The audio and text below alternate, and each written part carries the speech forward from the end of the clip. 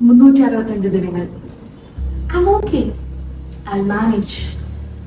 Nothing is happening. I'm just tired.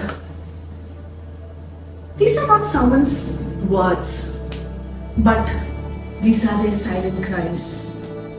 പലപ്പോഴും therapy റൂമിലോ counselling സെഷൻസിലൊക്കെ ഇരിക്കുമ്പോൾ പൊതുവെ കേൾക്കുന്ന വാക്കുകളാണ് ഇതൊക്കെ. ലാസ്റ്റ് 365 ദിവസങ്ങൾ പലപ്പോഴായിട്ടും പലരിൽ നിന്നും കേട്ടിട്ടുള്ള വാക്കുകളാണ്. ഈ 365 ദിവസങ്ങളും ഇവരുടെ വാക്കുകൾ മാത്രമായിരുന്നില്ല. It was all about listening, healing and uplifting ourselves. എന്റെ 8ാം ക്ലാസ് മുതലൊക്കെയാണ് എന്റെ ഒരു കരിയറും എന്റെ പാഷൻ തന്നെ ഒരു മെന്റൽ ഹെൽത്ത് ഫീൽഡിലേക്ക് വരണമെന്ന് ഞാൻ ഒരുപാട് ആഗ്രഹിച്ചത്. അങ്ങനെ പോയി ഒരുപാട് ഡിഗ്രീസ് എടുത്തു, ക്ലിനിക്കിൽ വർക്ക് ചെയ്തു, നമ്പർ ഓഫ് പീപ്പിളിനെ കണ്ടു. എവിടേക്കോ I had A feeling that yes, this is my way or this is my path.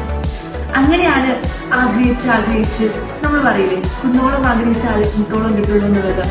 അങ്ങനെ ഉണ്ടായതാണ് മുഷിയ ബൈ. ഞാൻ എപ്പോഴും പറയാറുണ്ട്, നമ്മൾ അതിയായി ആഗ്രഹിക്കുന്ന ഒരു കാര്യം എത്ര സമയം എടുത്താലും it will come to U.